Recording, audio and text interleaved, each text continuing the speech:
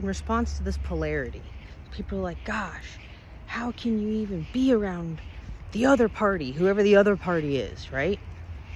Well, here's a suggestion, if you're open.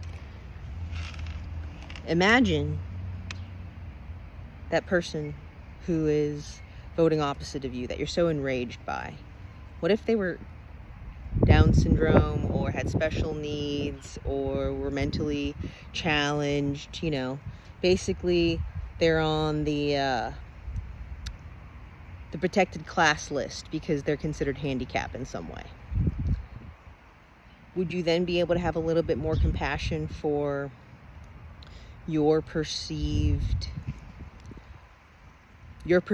of them being misinformed? Because I feel like people on both sides, I've went down both rabbit holes very hard. So both sides, they're the extremes of like, I cannot believe people can vote for that other person. And that is how convincing media, movies, and everything are. Everything. And we have to remember, we have been consuming media ever since we were children in this country. Disney, all the Disney movies. Does anybody remember the Arnold Schwarzenegger movie where he was a man and got pregnant? I was like a kid or a teenager when I watched that. And then social media, so compassion. Everything is so convincing. Now with AI, in addition to that, when you are only consuming one side of this political media, it seems completely blatantly obvious. Like, oh my gosh, this is the right side. Like, how can anybody choose anything different? And same with the other side. Exact same sentiment and response from the people consuming that media. And for the people who consume both of it, just as a curious being, almost consuming it as if it were fiction, I don't have this visceral response like some people have of this hatred or this divisiveness of I only want to support my political party, whether it's blue or red. I am going to do my part to only support those businesses.